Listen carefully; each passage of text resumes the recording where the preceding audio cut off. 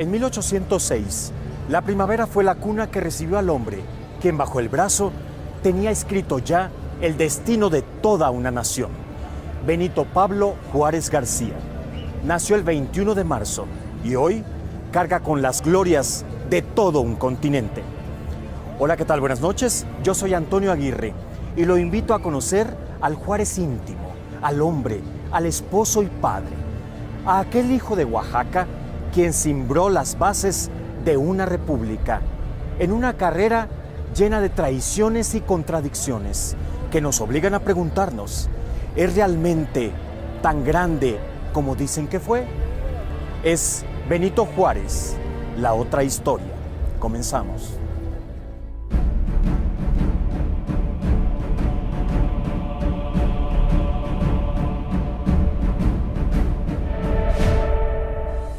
Benito Juárez es un individuo del siglo XIX, nace durante el proceso inmediatamente anterior a la Guerra de Independencia y eso lo hace distinto a gente mucho mayor que él, que son los que nacen a finales de, dijimos, en el último cuarto del siglo XVIII y que les toca todavía la bonanza colonial. Benito Juárez, sí es cierto, a los 12 años recorre el camino de Galatao, de la Sierra, a Oaxaca a pie, llega con el padre Salanueva, que es una especie de padrino, una especie de protector, que él lo ayuda a estudiar. Él se familiariza con los libros porque el padre Salanueva era encuadernador y también se familiariza con la pareja que forman Antonio Maza y su mujer, que a la larga van a ser sus suegros, ¿no? Estudia primero en el seminario, que era donde quería el sacerdote que lo protegía que estudiara, y se da cuenta de que no tiene verdadera vocación justo cuando abren el Instituto de Ciencias y Artes de Oaxaca, que es un instituto mucho más liberal, de profesiones liberales. Se cambia para allá y estudia Derecho. Se gradúa de abogado y empieza a hacer inmediatamente prácticas. Se empieza a juntar, digamos, con los liberales oaxaqueños, empieza a darse cuenta de ciertas injusticias que había, sobre todo contra los miembros de su raza, y empieza a litigar para defenderlos. De hecho, Benito Juárez en su juventud pisa la cárcel 2 veces por haber defendido pueblos indígenas. Obviamente en este caso no cometió ningún delito, pero en ese momento pues las autoridades eran conservadoras y creo, si no me equivoco, estaba en el poder Antonio López de Santana. No era un hombre arrogante ni petulante, era un hombre de una sencillez acrisolada, ¿no? Y lo demostró pues en todos los momentos de su vida, ¿no? Yo por eso creo que esta humildad y este talento es algo muy significativo, porque no debemos perder de vista nunca que cuando él llega a Oaxaca, tiene 12 años de edad, y solamente hablaba zapoteca, a los 12 años, y llegó a ser el mejor presidente que ha tenido México en su historia. Todo el mundo sabemos la historia que nos venden en los libros de primaria, ¿no? Que parece una novela de superación personal o parece una hagiografía, la vida de un santo, ¿no? El indito que a los 11 años todavía no hablaba español, hablaba zapoteco y de repente decide abandonar su comunidad. Margarita Maza, la cómplice, la fiel compañera, la mujer incondicional de Benito. La otra parte de un amor que parece haber sido escrito por un novelista romántico, pero que también esconde una historia de aquellas muy comunes en el siglo XIX. Cuando él tiene 20 años de edad, él ve que llega a la casa en Oaxaca el señor Maza, que era su patrón. Él trabajaba prácticamente ahí de mocito, de mozo, ¿no? Y ve que entra con una carriola, el señor Maza. En esa carriola iba Margarita, que la adopta el señor Maza, ¿no? Margarita Maza no es hija del señor Maza. Entonces, bueno, hay que ver cómo, pues él no voy a decir que se enamoró cuando la vio en la cuna, ¿no? Pero sin embargo, pues ya después que hizo una relación, pues llegaron a casarse y bueno, con la admiración que sentía Margarita por este hombre, ¿no? Juárez conoce a Margarita desde que Margarita está recién nacida. La lleva a la casa de los Maza, su hermana Josefa, que era la sirvienta principal de la casa de los Maza. Pasa el tiempo, en ese entonces Juárez tenía 18 años, Margarita acababa de nacer. pasa el tiempo y cuando Margarita llega a la adolescencia, los Maza la intentan casar con las familias bien, digamos, de Oaxaca, pero como era una hija adoptada, Margarita no lo sabía, era expósita, se les llamaba en aquellas épocas, como era expósita, nadie quería casar a sus hijos con ella, entonces empiezan a batallar para conseguirle, digamos, un matrimonio conveniente, y llega un momento en que se rinden y hacen un comentario enfrente de la sirvienta de Josefa, la hermana de Benito Juárez, y Josefa les dice que su hermano Benito estaría orgulloso de casarse con la niña Margarita. Por supuesto no fue tan simple la cosa. Margarita ya conocía a Juárez, ya lo admiraba, no le importaba que fuera de raza indígena, y Juárez también la conocía y yo creo que estaba más o menos encariñada con él. Todas estas preguntas yo creo que salen sobre una situación que es evidente. El México del siglo XIX era un país absolutamente racista, un poco como el de ahora, pero un poco menos disimulado, ¿no? Y Oaxaca era una de las ciudades más racistas de todo el país porque había muchísimos indígenas. Entonces, ante esta pregunta, ¿por qué se casa Margarita Maza con Benito Juárez? Esa es un poco la respuesta. Juárez era indio, era indígena puro, ya estaba un poco, digamos, reconocido por la política en Oaxaca, era un abogado con cierto éxito en los litigios, había sido juez, etcétera, y bueno, se casan. Cuando se casan, él tiene 36 años, ya de 18, lo digo porque mucha gente piensa que eran más o menos de la misma edad. Cuando él se casa en el año de 43 con Margarita Maza, ya es un político, no es el gran político oaxaqueña, pero sin lugar a dudas es un personaje que ya tiene éxito en su gestión como burócrata de una ciudad importante que es Oaxaca. Quienes lo conocieron lo describen como un padre ejemplar, dulce y afectuoso en el plano familiar. Sin embargo, la familia Juárez Maza no estuvo exenta de una desgracia que los marcó para siempre: la muerte de sus hijos. El matrimonio Juárez Maza tuvo muchas hijas, ahorita no recuerdo exacto el número, pero creo que son 13 en total. Algunos, uno o dos murieron de muy pequeños y tuvo solo tres varones, Benito, Antonio y no recuerdo el nombre del otro, pero los dos más chicos mueren durante la intervención francesa cuando se va Margarita Maza de Juárez exiliada a Nueva York. No exiliada, Juárez la manda allá para que no sufra los estragos de la guerra, pero le tocó sufrir los estragos de la pobreza. De hecho, yo he leído textos donde de los enemigos de Juárez, que todavía abundan hasta la fecha, dicen que mientras Juárez andaba aquí a salto de mata en el Carruaje, la primera dama se estaba gastando el tesoro de la nación en las grandes tiendas de Nueva York. Eso es totalmente mentira. Sí vivió en Nueva York, vivió en un departamento muy pequeño y para que nos demos cuenta de las comodidades con las que vivía, sus dos hijos varones más pequeños, uno tenía como 5 y uno tenía como 8, mueren de pulmonía en uno de los inviernos neoyorquinos. O sea, no tenía ni siquiera calefacción. Juárez no le mandaba dinero ni siquiera para su sustento. Yo creo que fue un extraordinario padre de familia.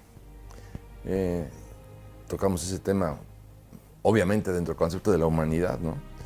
Tuvo 13 hijos con Margarita.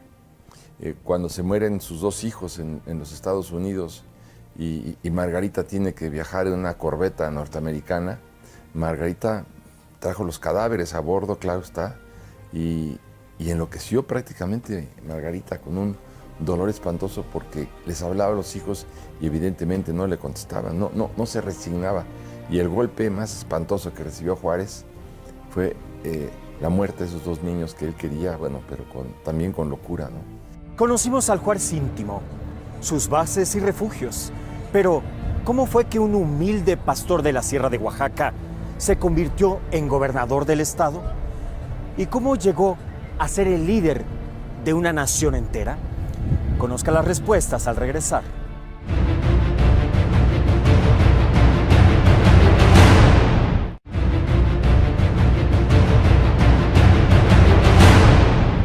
Nadie hubiera imaginado que un pastor huérfano pasara de cuidar un rebaño a velar por los intereses políticos y sociales de un estado y después de un país.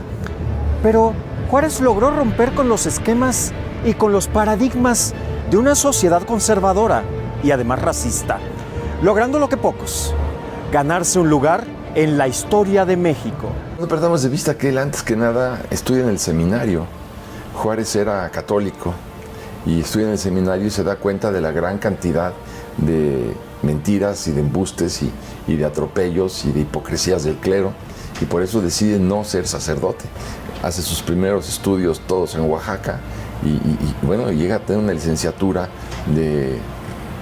obviamente como abogado, y es un abogado que defiende a las causas indígenas y se da cuenta hasta qué punto atropellaban a los indígenas, a los que no se les concedía ningún derecho, porque habían, claro, siempre alianzas entre el Poder Judicial y el gobierno para atentar en contra de los indígenas. Juárez se opone a todo eso y ahí comienza, digamos, su carrera política hasta que llega a ser segundo en el gobierno y después ya gobernador del estado, ¿no? Benito Juárez debe haber tenido una buena fibra para ir subiendo, porque efectivamente viene desde lo más bajo, ¿no?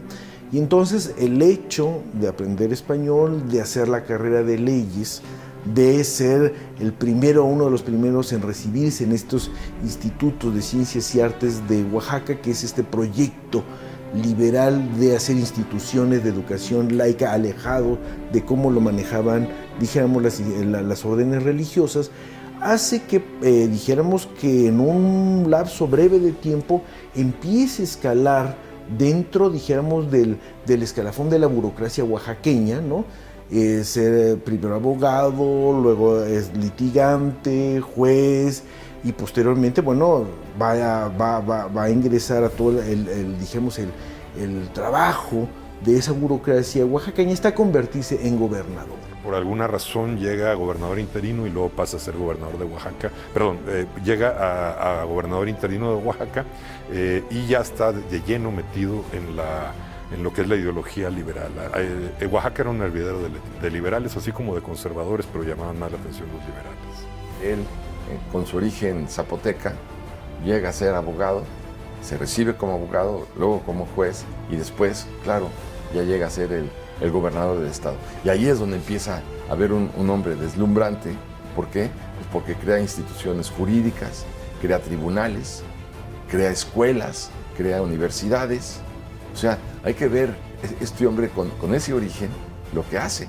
Porque bueno, si podemos compararlo con Santana o con el mismo Porfirio Díaz, ¿no?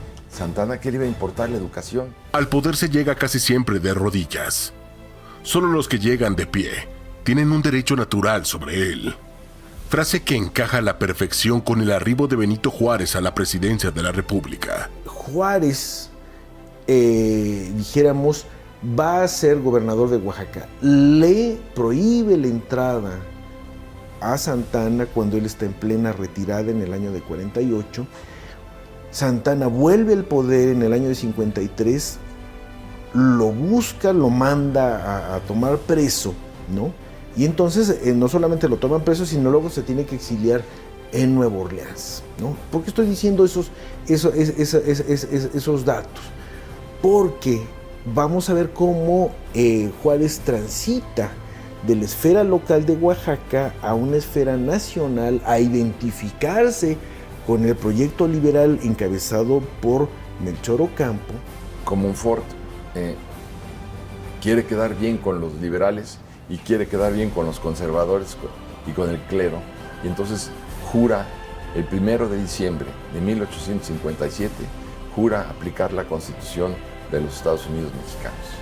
Y el 15 de diciembre, o sea, 2 semanas después, Comonfort se arrepiente y dice, siempre no voy a aplicar la Constitución. El presidente Comonfort le ofrece la Secretaría de Gobernación por ser uno de los principales liberales del país.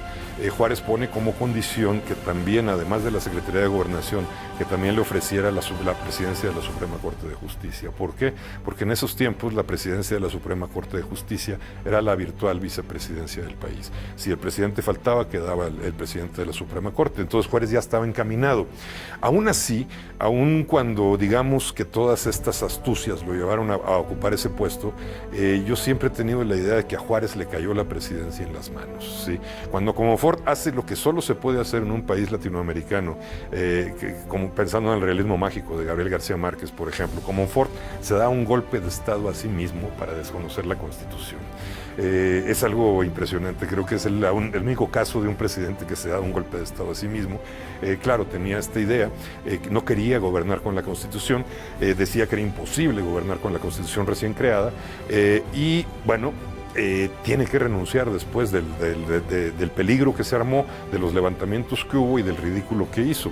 Y en el momento en que renuncia, Juárez estaba preso, lo tenía preso en Palacio Nacional, Comonfort. Se da un autogolpe de Estado, Ignacio Comonfort. En buena parte porque el padre Miranda era el confesor de su madre, de la madre de Comonfort, y le dice: hijito de mi vida, te vas a condenar al jurar esa Constitución.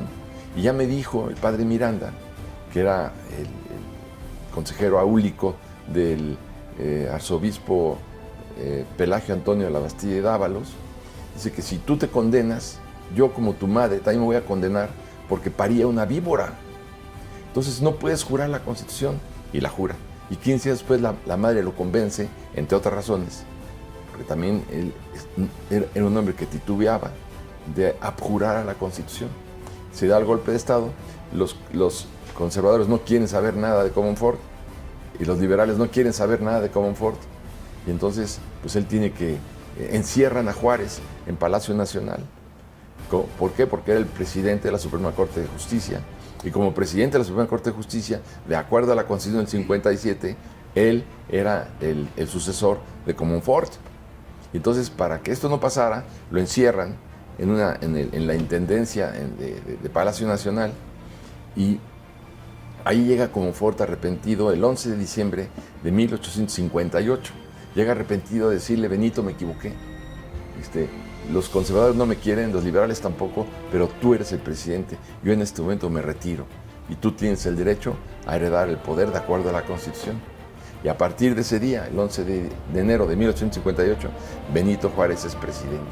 Juárez tiene que salir huyendo de la Ciudad de México a escondidas, agarra para el norte, sale a Querétaro y bueno, se disfraza de herrero y llega hasta Guanajuato. En Guanajuato estaba de gobernador Manuel Doblado, que era uno de los principales liberales del país también. Y ahí en Guanajuato se ponen de acuerdo los gobernadores liberales para sostener la presidencia de Benito Juárez. De hecho, ahí lo nombran presidente, como Ford había renunciado.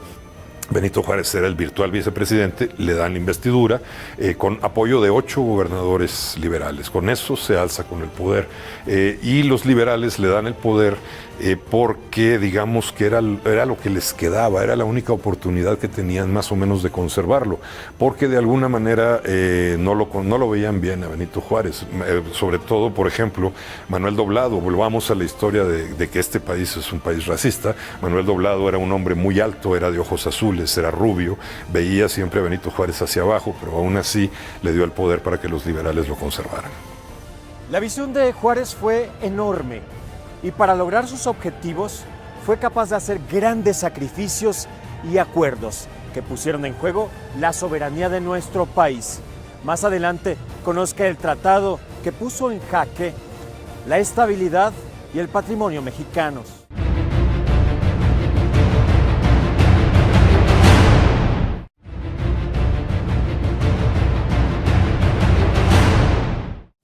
Uno de los legados más grandes que se le atribuyen al presidente Juárez fue la separación de la Iglesia y el Estado, que derivados de una guerra pusieron en juego la victoria juarista.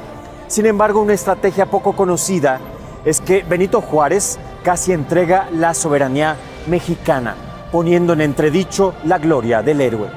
Una de las cosas muy notables es que él toma, por ejemplo, la defensa de un par de pueblos, de comunidades indígenas, que empiezan a manifestarse en contra de los cobros excesivos que les hacen los sacerdotes por todas las funciones religiosas. O sea, ¿cuáles son las funciones religiosas? Pues las misas de difunto, de matrimonio, de bautizo, etc.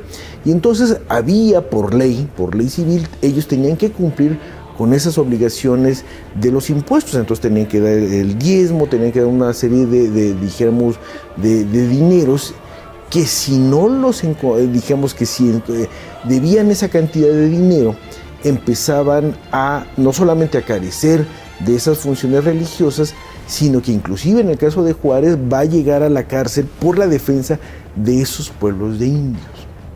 Entonces no es solamente un conocimiento literario acerca de esta sociedad donde por un lado están, digamos, los intereses del clero católico y por el otro lado estas comunidades de indios bastante desprotegidas. La gente piensa que la guerra de reforma estalla por la promulgación de las leyes de reforma, y no es cierto.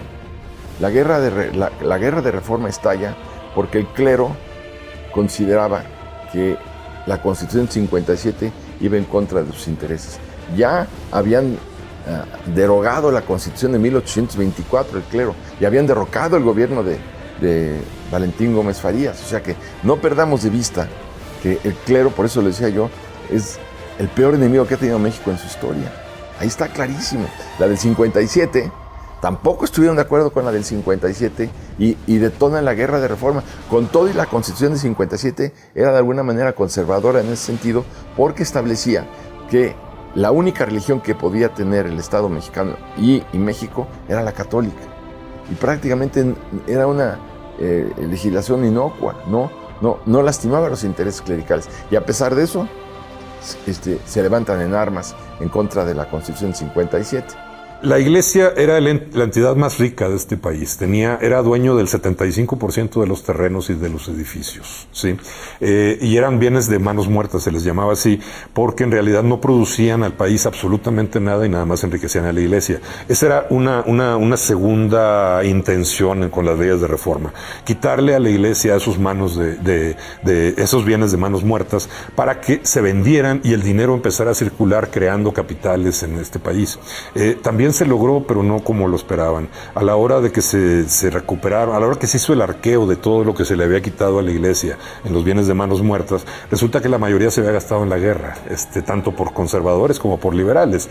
Los conservadores pedían préstamos a la Iglesia y la Iglesia se los daba. Como perdieron la guerra, jamás los devolvieron. Los liberales pedían préstamos, no se los daba la Iglesia, entonces se expropiaban, ¿sí? Y se gastaba el dinero en la guerra también. Entonces finalmente no hubo circulante, no hubo capital, no hubo nada, pero sí se quitó digamos, la influencia de la Iglesia en el Estado. La educación se convirtió en laica, se creó el registro civil, se crearon los panteones civiles. ¿Por qué se promulgan las leyes de reforma? Se promulgan en junio y julio de 1859, cuando ya la guerra de reforma llevaba 1 año y medio de haber estallado y Juárez estaba en Veracruz. ¿Cuál fue la puntilla que creó nada menos que Melchor Ocampo junto con Juárez a través de las leyes de reforma? Fue un golpe maestro a los intereses clericales, porque estas leyes decían que no, a partir de la nacionalización de todos los bienes del clero, monasterios, bancos, juzgados, porque los bancos se llamaban juzgados de capellanías y obras pías, y lo que se cobraban eran intereses piadosos. Todo lo tenían camuflado. Juárez expropia todo. Costear una guerra es sin duda uno de los gastos más grandes que puede tener un país. Juárez, al verse quebrado, planteó medidas desesperadas para seguir contando con el financiamiento de los Estados Unidos. Pero, ¿a cambio de qué? ¿De empeñar el territorio? ¿Una guerra civil es un motivo suficiente para poner en juego la tierra mexicana?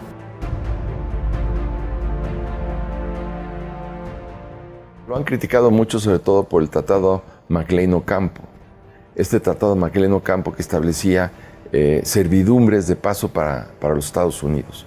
O sea, que podían pasar, por ejemplo, los Estados Unidos, tener una red ferroviaria en el istmo de Tehuantepec y poder cruzarlo de por vida. Entonces, pero también había pues otra serie de líneas ferrocarrileras en el proyecto del Tratado MacLean-Ocampo, pues que era una verdadera servidumbre y que de haberse realizado le hubiera complicado las cosas a México. Pero por el otro lado, era un ingreso de varios millones de dólares para México, y Juárez siempre sostuvo, como buen abogado que era, no hay obligaciones eternas, no existen las obligaciones eternas. Entonces dijo, ahora lo que yo necesito es ganar tiempo, necesito dinero. Y bueno, hay que tomar en cuenta que los conservadores de Miramón firman un tratado oprobioso, que era el Tratado Mon Almonte, que era empeñar verdaderamente las finanzas mexicanas. La respuesta es el Tratado Maclean Ocampo. O sea, cada quien echa mano de lo que puede en esa terrible coyuntura en donde México no debía caer otra vez en manos del clero. Y por ello es que él suscribe ese tratado, que finalmente el Congreso de los Estados Unidos no lo aprueba, no aprueba el tratado. El Tratado Maclean Ocampo lo que plantea en síntesis es lo siguiente. Primero, se le otorga a los Estados Unidos por lo menos 3 pasos francos para sus tropas. Uno, dijimos que va de Arizona hacia el Golfo de California. El segundo, de un punto que podríamos localizar entre Coahuila y Chihuahua hasta el Pacífico Medio, lo que podríamos hablar más o menos Sinaloa. Y tercer punto, que sería un paso franco en el Istmo de Tehuantepec. Esos serían 3 pasos por donde las tropas y los intereses de los Estados Unidos, pudieran transitar libremente.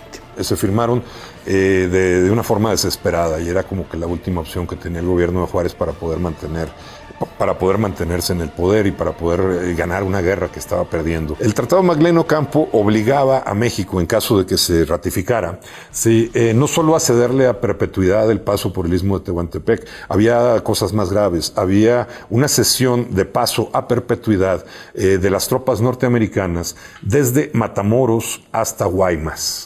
Y desde, si no me equivoco, era algo así como Paso del Norte o algo así de Texas, hasta Mazatlán. O sea, prácticamente le estaban entregando en usufructo a los norteamericanos todo el norte de México. ¿Sí?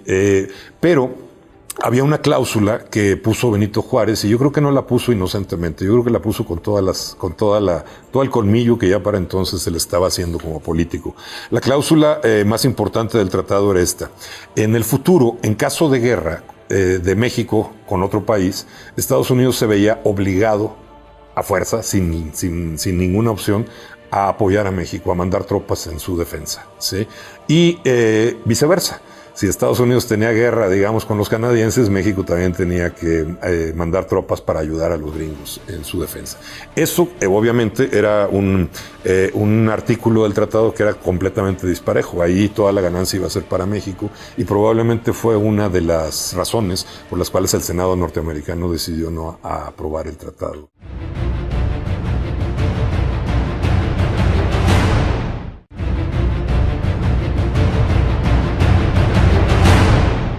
Todo parece indicar que el hombre le teme y señala a lo que no conoce. Y es lo que ocurre, de alguna forma, con los masones. Una realidad del siglo XIX es que la masonería era una especie de modus operandi dentro de la política mexicana. Y hay quienes afirman que bajo la ideología política juarista están las ideas de un verdadero masón.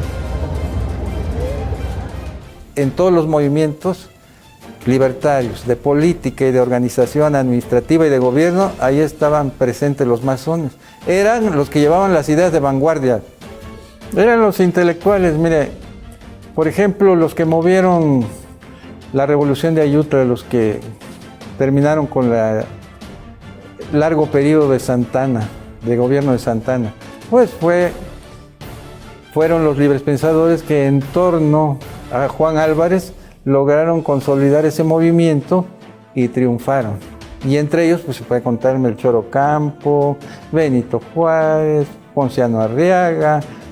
Todos ellos eran gente ilustrada que había ido a escuelas de nivel superior y algunos hasta habían salido a estudiar al extranjero. Entonces traían toda la información necesaria y eso les permitía proponer cambios en el sistema que nos estaba gobernando. En ese entonces ya se habían formado 2 grupos importantes que representaban la política. Los que querían los privilegios de antaño y los liberales que querían la transformación. Hay una vinculación estrecha entre la masonería y la masonería y la política mexicana. ¿Por qué? porque cuando se crean las logias, digamos, en los años de la independencia de México, se crea la logia escocesa y la logia yorquina. Entonces, bueno, sí, aquí ya se crean en dos trincheras. La logia, una era la conservadora, ultraconservadora, que estaba con España, que estaba con el rey de España, que estaba con el clero, y la otra es la liberal, que es la que encabeza este embajador Poinsett, que llega a México en 1823. Entonces tenemos que sí, a partir de la instalación de las logias, se fueron a los primeros, digamos, entre comillas, partidos políticos. Son los primeros partidos políticos que existen en México que están en las logias. Entonces, el hecho de que se le ataque a Juárez porque era masón, pues una gran mayoría de los mexicanos eran masones. Los masones empiezan a tomar cierta importancia para organizar a los hombres públicos en logias, y estas logias se convierten en institutos y en formas de hacer política y presión política. Entonces, si nosotros hacemos un rastreo de buena parte de los políticos mexicanos a lo largo del siglo XX, del XIX, desde la independencia hasta el porfiriato, encontramos que alrededor de un 90% son masones, ¿no? Y la masonería, ¿para qué sirve? Bueno, sirve para alcanzar un puesto público, sirve como apoyo en unas elecciones presidenciales, sirve para hacer alianzas con los diputados, con los senadores en los diversos momentos. Y los que traen las masonerías aquí a México son los embajadores gringos y los embajadores ingleses. De ahí empieza toda la división. Ya en tiempos de Juárez, o poquito antes de que él fuera presidente, o ya siendo presidente, eso sí no me queda muy claro, se creó lo que le llaman el rito mexicano, que es diferente al rito yorquino y el rito escocés. Uno de los capítulos poco explorados en la vida política de Juárez es su relación con la masonería. Y es que hoy en día ya es sabido que era uno de ellos. Y quizá esta fue una de las razones que lo llevaron a gobernar como lo hizo. Juárez entró en relación con los libres pensadores desde que estaba en Oaxaca. Debemos de saber que él estaba más bien encausado para ser sacerdote o para seguir la carrera eclesiástica, porque sus primeros protectores querían que él estudiara en el seminario. Pero no hay coincidencias, en ese momento se inauguró el Instituto de Ciencias y Artes en la capital del estado de Oaxaca, y escuchó Juárez la difusión que le dieron. Él ya había logrado cierto nivel, digamos, de bachillerato, y escuchó que se abrió el instituto, y ese instituto lo fundaron los libres pensadores, y entre ellos, pues, masones. Ahí es donde él empezó su carrera de libre pensador, de abogado desde luego, y como vieron que él tenía ideas así también de avanzada, en virtud de las lecturas que había tenido, pues lo mejor fue enlazarse con los que ya estaban aquí gobernando en México. Y en una de esos cargos políticos que ocupó Benito Juárez, como diputado federal, lo iniciaron en la masonería. Sí, claro, había una iniciación, y la iniciación era más o menos solemne, ¿no? La de Benito Juárez se hizo aquí adentro del Palacio Nacional, cuando era diputado. Ahí estaba la Cámara de Representantes, o como se diga, la Asamblea Legislativa, estaba dentro del Palacio Nacional. Ahí se hizo la iniciación de Juárez, y el que lo inició fue Valentín Gómez Farías. Todos eran masones. Aquí solo habría que ver de qué logia eran. Estaban los yorquinos y estaban los escoceses. Era muy sencillo. Los yorquinos eran los liberales y los escoceses eran los conservadores. Los yorquinos eran los que querían una república federal, y los escoceses eran los que querían una república centralista. Y en el rito mexicano se supone que Juárez llegó al grado más alto, que era el 9, que era el equivalente al 33 de los otros masones. Pero la gran mayoría de los liberales mexicanos del siglo XIX, que es la mejor generación que ha existido en la historia de México, sí, la mayoría eran masones, pero tenían ese concepto de la pertenencia a una fraternidad, a un respeto, a una solidaridad, a una unión política. Hoy en día, la masonería sigue siendo un tema poco explorado en México. Sin embargo, una de las enseñanzas más grandes en su concepto de justicia y libertad. ¿Cuánto influye la masonería en él? Fue una situación de coincidencia, porque si algo promueve La institución masónica es que el hombre se desarrolle en plena libertad, que se le dé capacidad a su creatividad, que tenga la posibilidad de generar nuevos mecanismos, instituciones en donde la sociedad pueda desenvolverse y los grupos tengan una mayor armonía social. De tal manera que eso fue muy coincidente con que don Benito Juárez haya sido jurista, porque él le daba mucha preferencia a lo que disponía la ley. En el caso de Juárez, ya es fallecido y todo eso, dejó un gran legado para la historia de nuestro país. Y siempre la masonería ha recordado a Juárez. Sí era masón Juárez y sí tenían ingredientes políticos porque la masonería, la liberal, pues es la que preconizaba Juárez. Sí era masón y qué bueno que era masón. Y no porque diga qué bueno que era masón, yo soy masón. Yo no soy masón. Creo que son grupos muy atractivos, muy interesantes, que claro, han venido cayendo ya en los últimos tiempos, ¿no? Pero en el siglo XIX la masonería jugó un papel político muy importante. Creo que incluso hasta los años 80 todos los presidentes de México han sido masones, si no me equivoco. No lo dicen porque pues, es echarse en contra de ellos la superstición de la gente. Digo superstición porque casi nadie sabe lo que es la masonería. El destino de Juárez ya estaba escrito. Aquel pastor tendría que llegar a la presidencia de México. Tal vez ese sería el motivo que lo hacía levantarse de la cama cada mañana, pero ya en la presidencia. ¿Fue Juárez tan dictador como Porfirio Díaz? Descúbralo al regresar.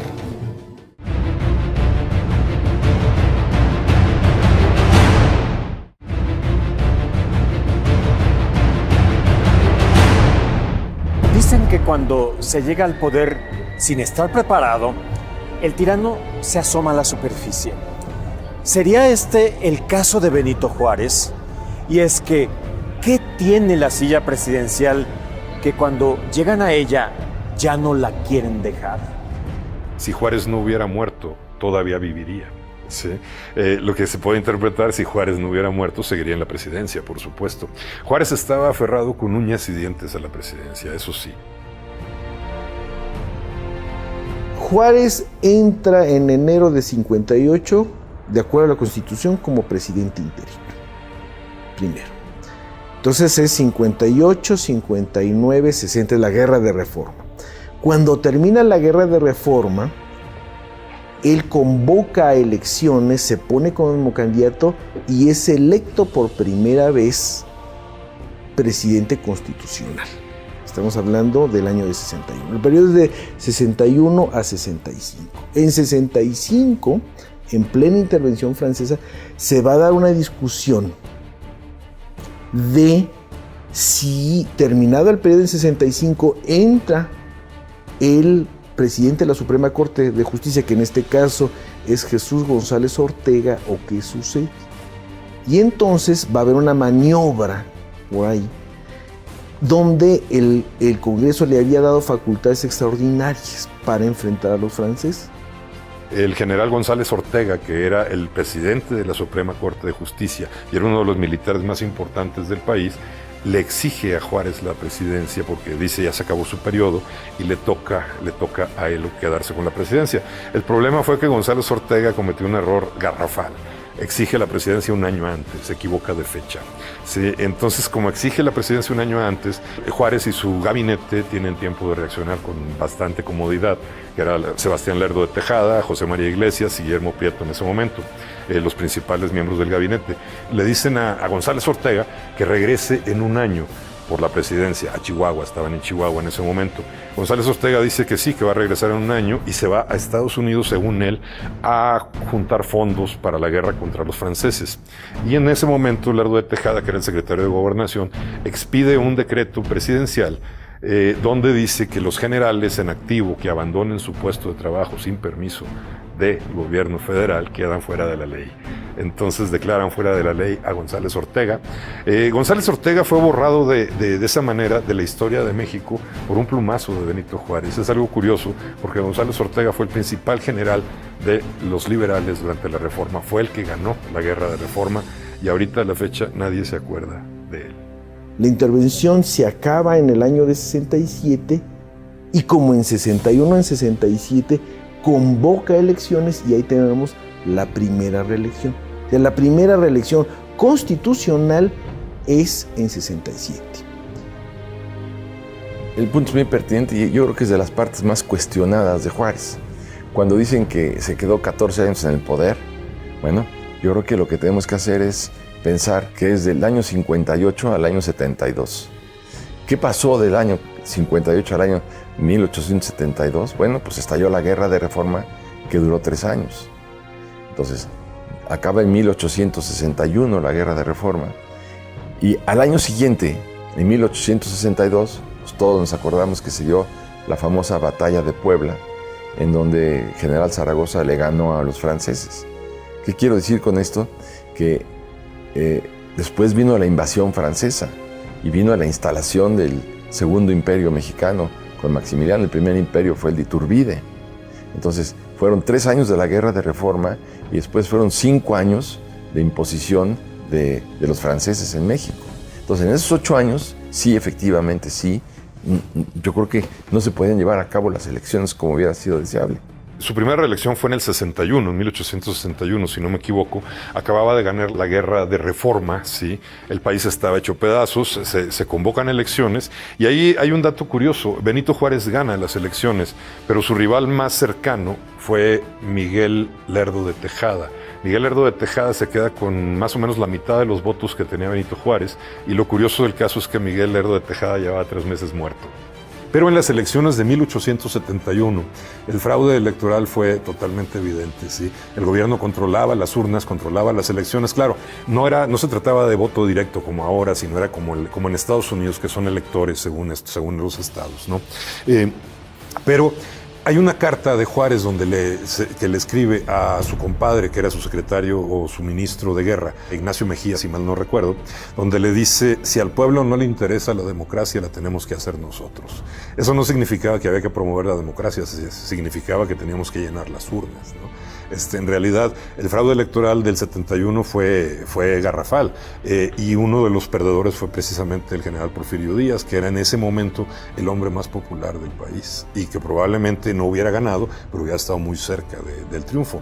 Juárez, a lo mejor también Juárez hubiera ganado sin el fraude, pero se quiso asegurar y eso lo convierte en un precursor de todas las prácticas electorales del siglo XX y lo que va del XXI en México.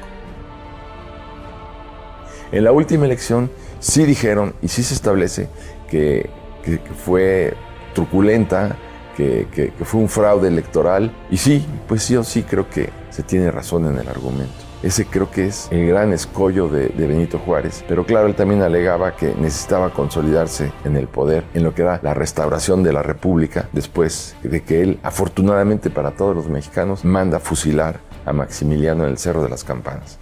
Cometió crímenes. Uno de los levantamientos que tuvo en su contra, cuando aplacaron el levantamiento que fue en la Ciudadela, la orden de Juárez fue muy simple: mátalos a todos, y los mataron a todos. Claro, a él no se lo recuerdan como mátalos en caliente a Porfirio Díaz, porque es Benito Juárez, no es Porfirio Díaz.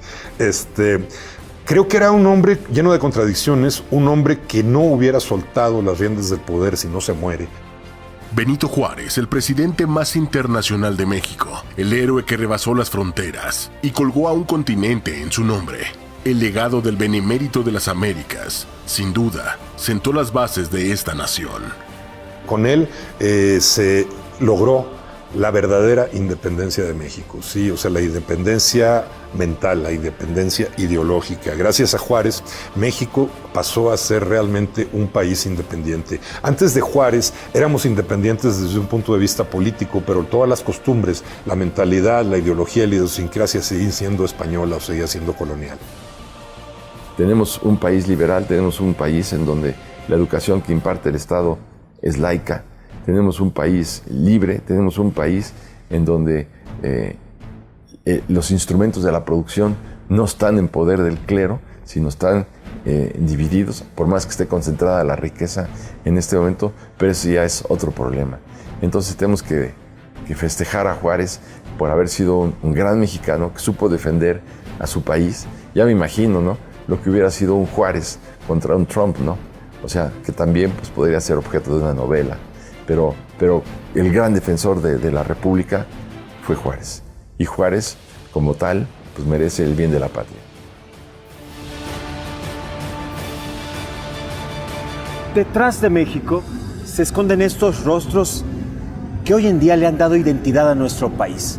Recorrimos los caminos de Juárez, sus razones, su familia, sus desgracias y motivos, los entredichos y sus glorias.